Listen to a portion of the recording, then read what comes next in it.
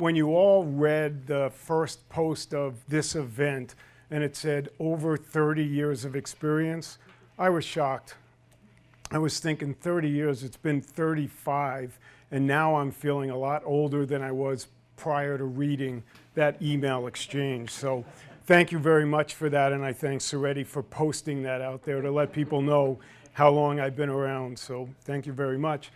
And before I start talking about my background and some of the lessons I've learned, I'd like to just start with the most valuable lesson I've learned in all 35 years. And that's that we all work for someone. And we all know who the boss is. And that's usually our spouse, my wife, Megan, who I answer to diligently. And thank you for being here this evening. And then come the 3 kids that also do it. And of course, the golden doodle Parker, the 2 cats, and on and on and on. And probably at this stage, because the kids are older and out of the house, Parker gets the lion's share of our attention. So I really thank you for that. So I thought maybe we'd start by going back to the future. And really, I've had a very fortunate career over the years. And I started in 1982 with a company called Arizona Mail Order. And I don't know how many of you remember 1982. And I don't know how many of you know what omni-channel marketing was in 1982. So let's just stroll back quickly for a moment. So in 1982, there were no credit cards. In 1982, there were no 800 numbers. In 1982, there was no cell phones. In 1982, there were no PCs. In 1982, there was nothing called the internet. So omni-channel marketing back then was mailing catalogs out, getting an order form in the mail with a check and someone's handwriting. And I want to clarify that women's apparel and specialty food were not a combination. So it wasn't you could buy a dress and a gift basket and some cheddar cheese. It was separate businesses back then, though. So the industry has really come a long way, and so has my career. And I've been really fortunate since 1982 to move on.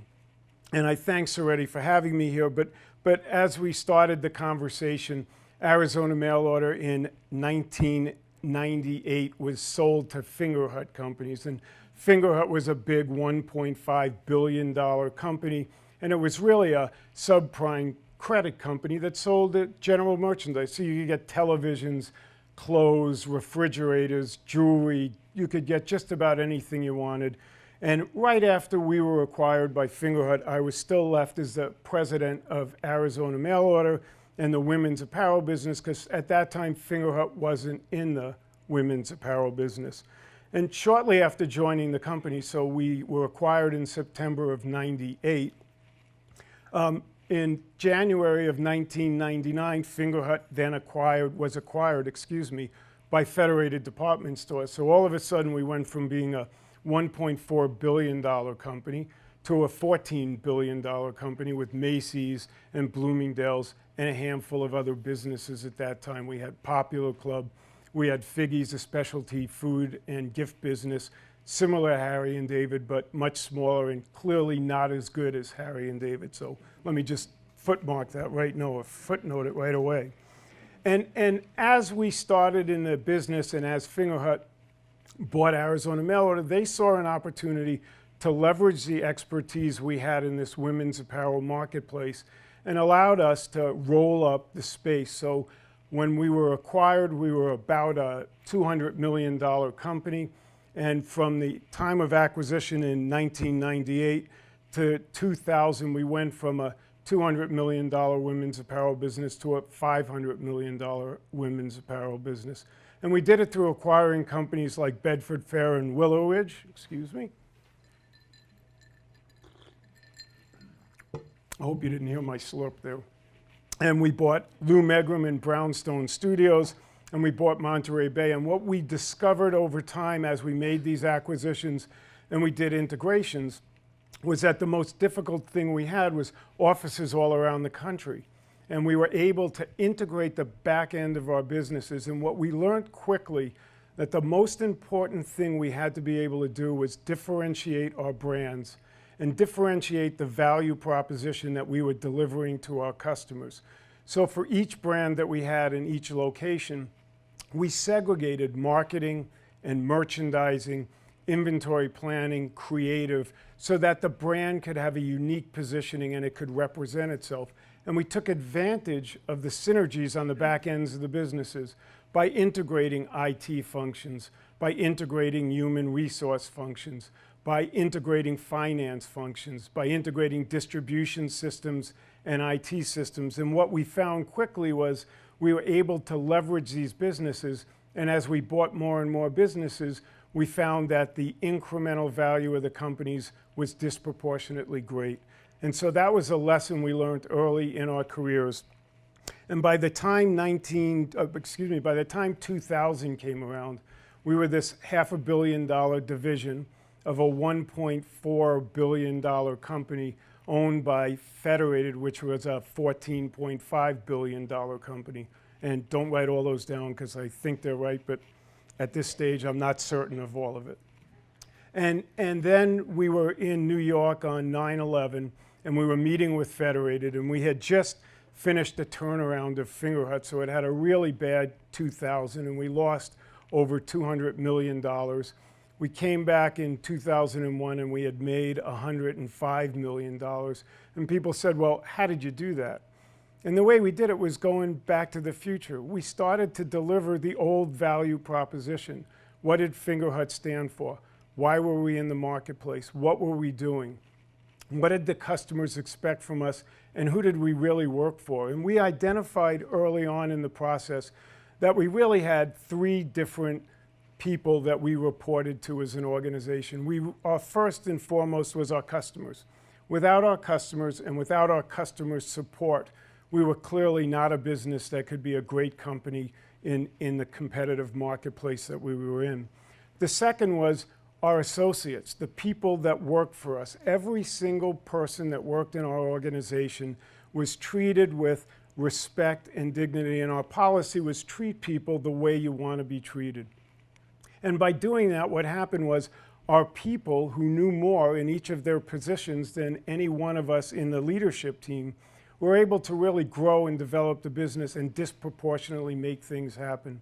The third constituency we had was our communities, and the communities that we lived in and the communities that supported our business, the vendors, and we always had a policy of giving back to the community, investing back into the communities that we resided in, investing back not just money, but time and energy and effort, and helping people grow in different marketplaces. And that was a takeaway early on in my career that really stood out in my memories, and we'll talk about that in a little while. In 2001, we decided that we were going to sell Fingerhut and break the company up. And so at that point in time, we had four different companies. We had the core Fingerhut business, which was a general merchant and a subprime credit company. We had a company called Popular Club, and I don't think anybody in the room would remember it, but it was a secretarial selling. So it was sort of like a Tupperware company or a sales force at home, and we had secretaries literally in offices that would have catalogs for the business, and they would sell products to their peers in the offices, and we would then fulfill it, and we would have an easy payment plan that they could pay for the products with. And then we had a company called Figgy's, specialty food and gift business, that was located in Marshfield, Wisconsin. And I don't know if anybody here has been to Marshfield, Wisconsin. Has anybody been there? No? So Marshfield, Wisconsin makes Medford look like New York City. Marshfield, Wisconsin was about 200 miles from the airport in central Wisconsin. And you couldn't get there. It had a population of, I think, 7,500 people. And this little business called Figgy's, which was started by a gentleman by the name of John Figgy's and his wife, which is a great story. He was a USDA cheese inspector, food and cheese inspector. And he and his wife invented the process of putting wax around cheese and being able to mail it in a mail order business. And when they first started their business, they sold cheese and beer and they would fill orders by taking little red wagons to the post office, which was just up the street, and put the orders into the mail system. And that company grew over the years from just a little mom and pop business to about a $140 million company. And today it still is thriving. But it's a different marketplace than Harry and David, and we'll talk about that a little bit later. In 2001, when we split the business up, we formed a company called Crosstown Traders. So we took the Fingerhut entities and we sold the inventory, the core Fingerhut brand, and the facilities to one group of investors that were in Minnetonka, Minnesota. And it went back actually to the original owners of Fingerhut. And they did a great job of it. That was Ted Deichel and his family. And really Manny Fingerhut was the founder of it. We sold Popular Club to a gentleman in Garfield, New Jersey, which is where the business was located. And he did very well with Popular Club. And myself and another gentleman formed a company called Crosstown Traders. And with JP Morgan Private Equity, which is now CCMP, we were able to buy all of the assets of Arizona Mail Order, which was now a $500 million company, and Figgy's specialty food business, and we rolled those together. And we had our headquarters in Tucson, Arizona, which I moved to in 1978, so that starts to age me a little bit, and had been there since, I think Megan and I moved here March, going on 3 years now, right? 2015, right, 2015, thank you. And it was really a great experience. And when we first had Crosstown Traders and we had the private equity group in the very first year of our operations, as we were trying to develop a strategic plan, as we were trying to implement new policies and procedures about how to work with the team and the organizations, how to empower our people, how to invest in our communities, we had a little bump in the road in the first year. And JP Morgan, our private equity partners, and most private equity partners, as you look at them over the years, really measure you based on your results. It's not about what you're doing in the community. It's not about retention of associates in the business. It's really about return on investment, which I didn't really understand, but now I know it backwards and forwards.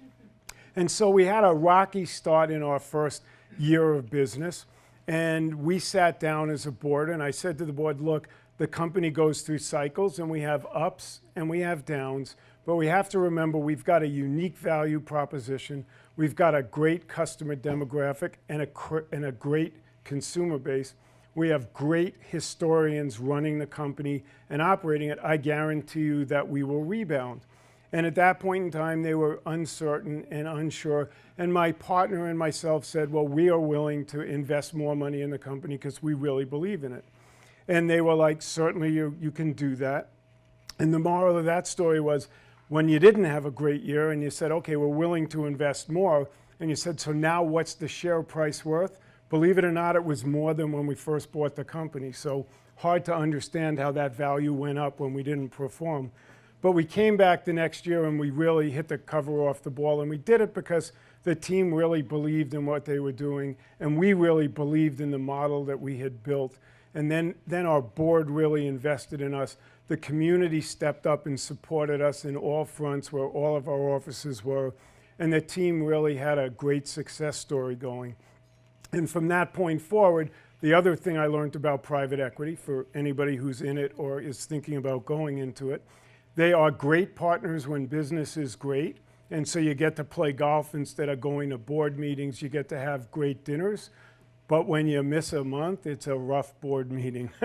So you got to really stay on top of it and be part of it. And we really had a very successful run. We had the company actually for 2.5 years. And after 2.5 years, we were approached by a company called Charming Shops. And I don't know if anybody knows who Charming Shops was. They don't exist anymore. But they had 3 different titles. They had a brand called Lane Bryant. So they had the Lane Bryant retail stores. They had a brand called Fashion Bug, which was their original brand and what they really built their business on.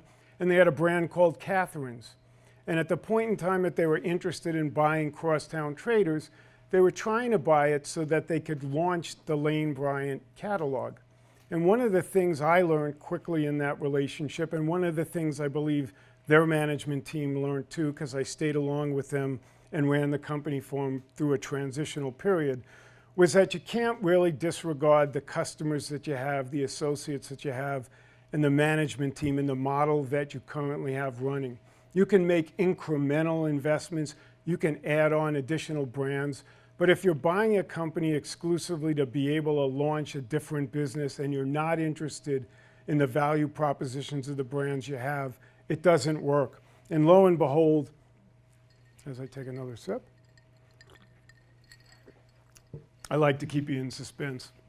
Lo and behold, Charming Shops found that quickly the value of crosstown traders started to diminish. Some of the brands weren't performing.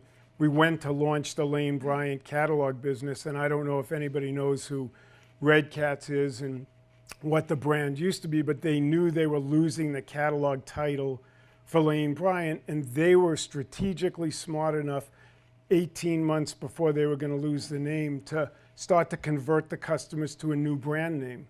And they were very successful in retaining their customers and retaining the brand loyalty. And the lesson that we learned from that, and the big takeaway that we had from that one, is you can't really force a brand on consumers. Consumers have to want the brand. They have to see the value in the products that you're selling to them. They have to understand that you're committed to servicing them, and they have to understand that the value proposition you're delivering is worth the price that they're paying. And delivering a value proposition isn't just having a pretty website or having a pretty catalog or having a great retail store or doing any of those things. What it's really all about is the entire experience that the customer has. It's from the point in time that they pick up the phone and dial a 1-800 number and get a sales rep on the phone. That sales rep is the CEO of the company at that particular moment. The experience they have when they talk to that customer or that rep and they place their order is really monumental in the value proposition. But it doesn't stop there, it just starts there. The next piece is, how do our people in our distribution centers, in our manufacturing centers, actually produce the product? Where's the pride in the product? How do they pick it? How do they pack it? When the package is shipped to your home and you open it up, does the product look the same way it did in the catalog? Does it look the same way it did on the website? Did it look the same way it did in a retail store? And a lot of companies forget that. A lot of companies see the front-end value proposition. Make sure we talk to the customer. Make sure we get their orders. Make sure we answer the phones. Make sure our websites are up. Make sure that we get their money and put it in the bank. But then we forget about how do we service them on the back end. And 100% customer satisfaction isn't just words.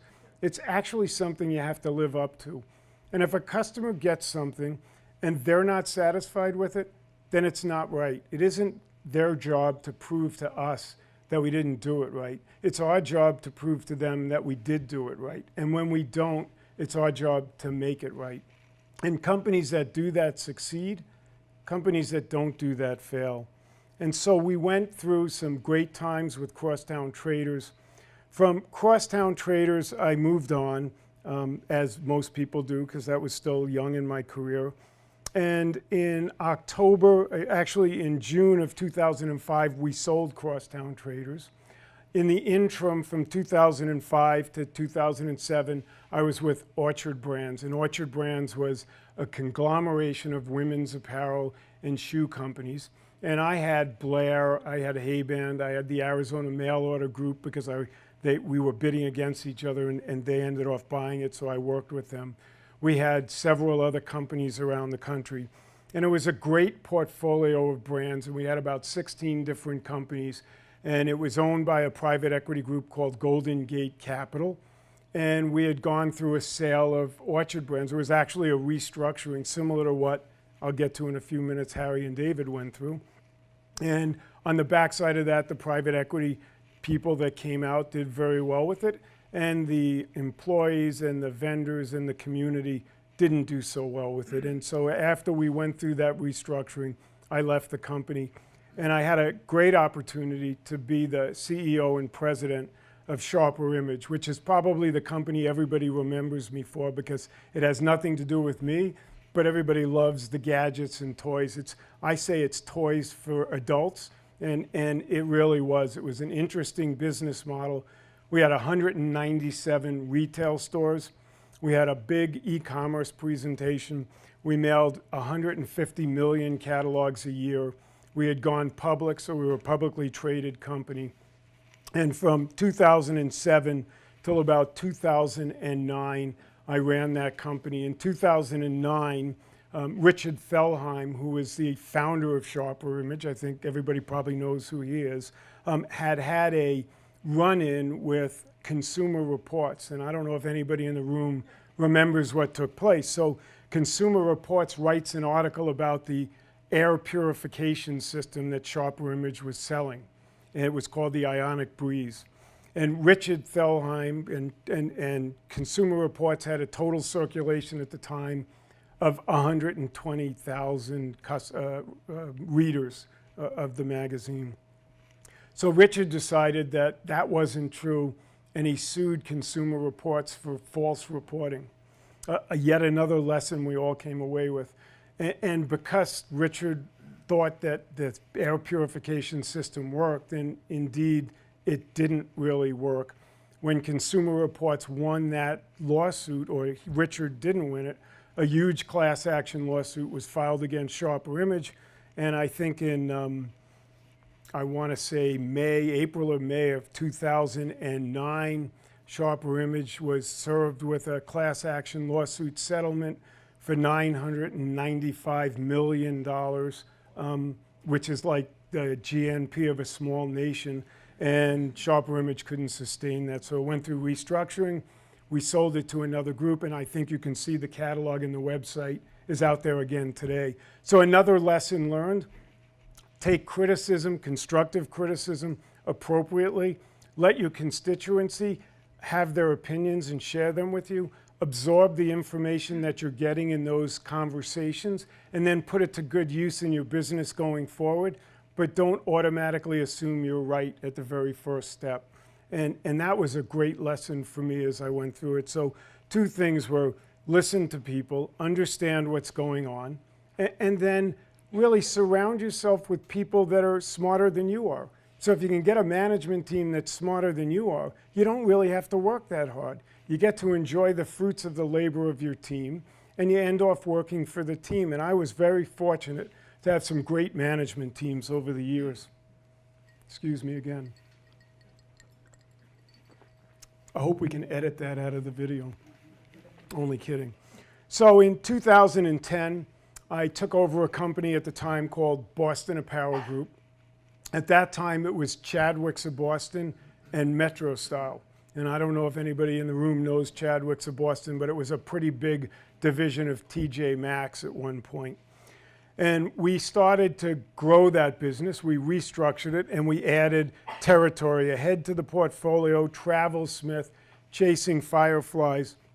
We extended the brand of Chadwick's, and just last year the company was acquired by a company out of China. And the one thing that was really interesting during the due diligence and during the sale of the company was that the buyers understood how important the value proposition was.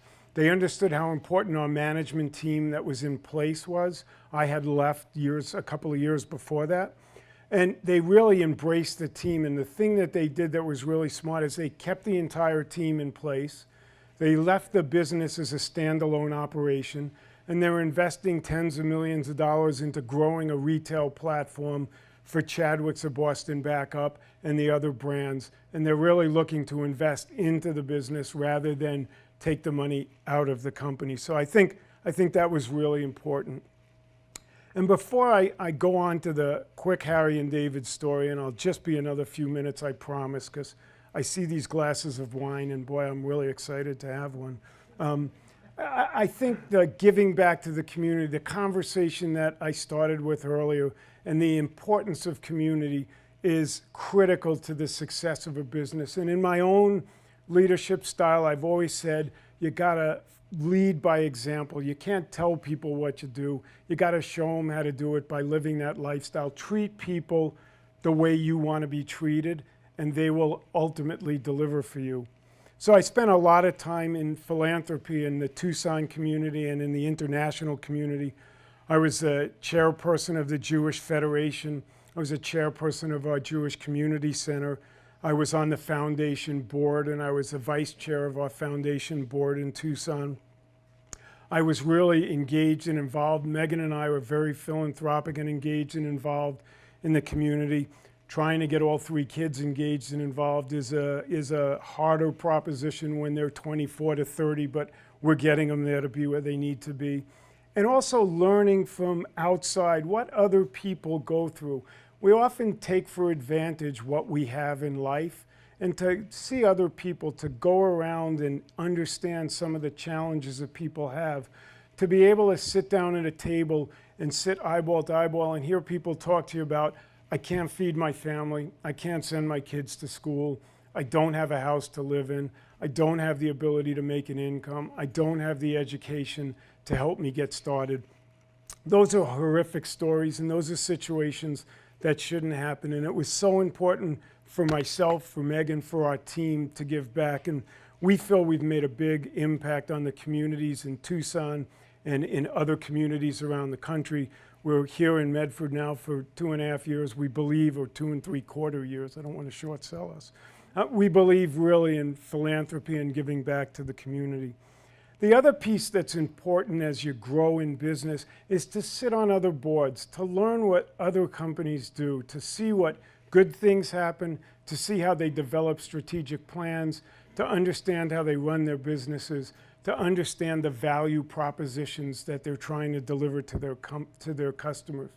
And I've been fortunate over the years to sit on boards like Info Group, like Grupo Levy Private Equity Group, Victoria Trading, Distinctive Apparel, and Boston Apparel, to sit on some strategic committees with CCMP and other private equity firms, Madison, Dearborn, and Brentwood, and to really been given the opportunity to learn, not just through running companies on my own, but watching other companies, watching other people run them, and watching the thought process and the value proposition that they're trying to deliver and create for their customers is something that you can't replicate unless you have the opportunity to meet with these people, to sit on the boards, and to do those things. So I've been very fortunate over the years.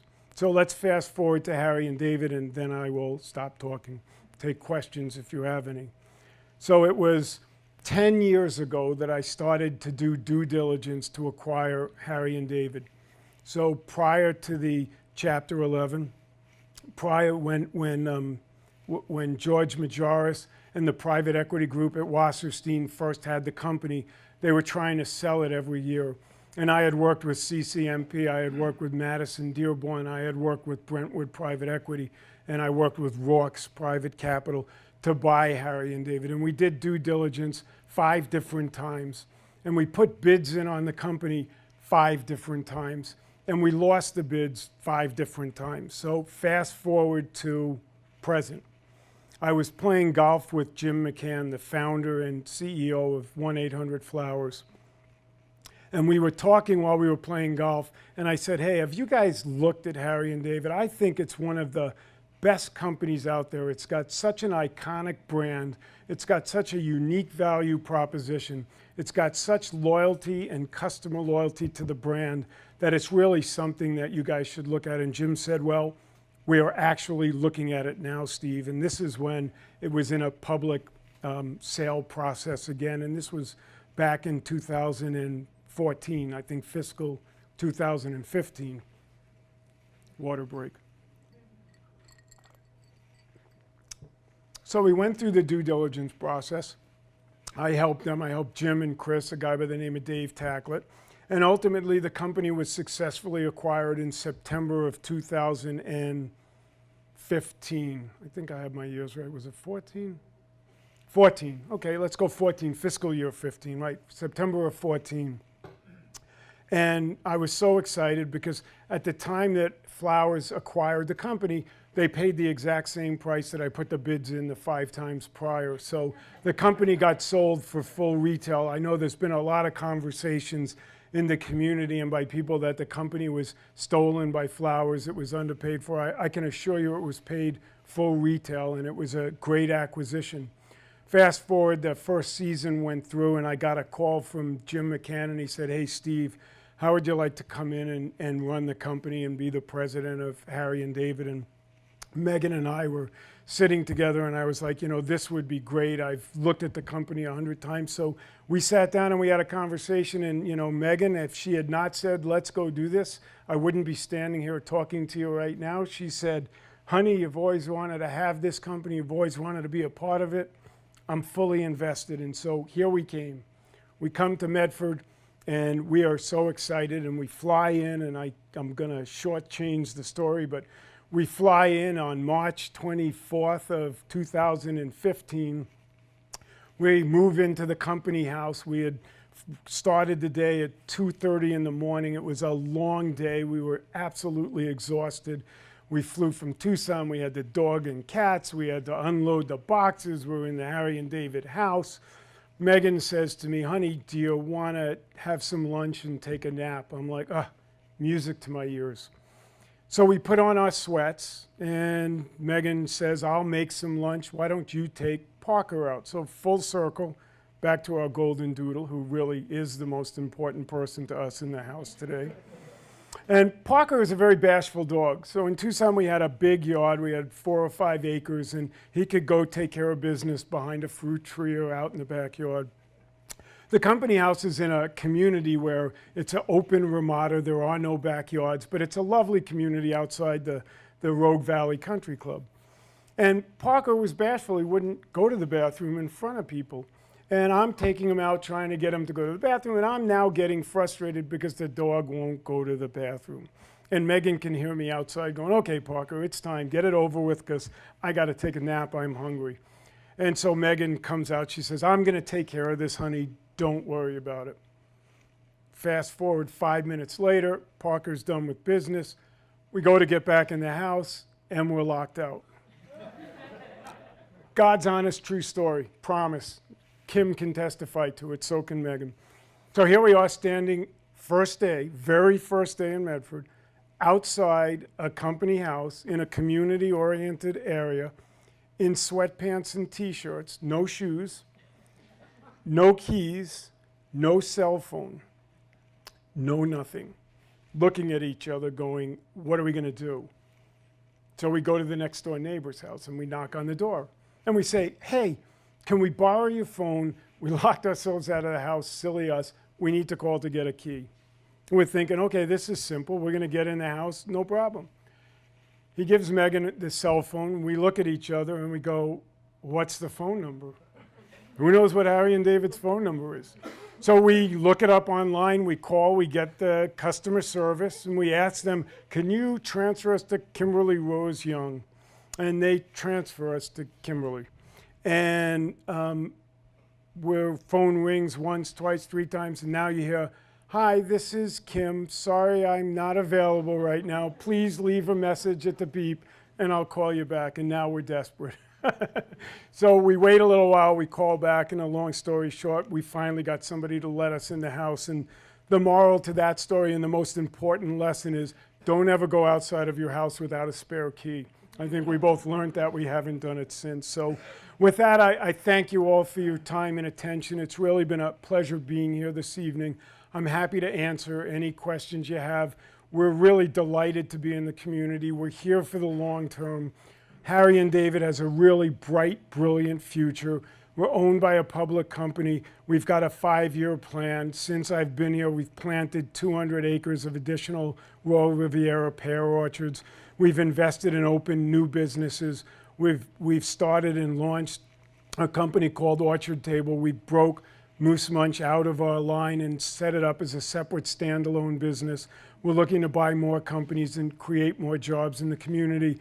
And we now call this home, and we look forward to being here for a very long time.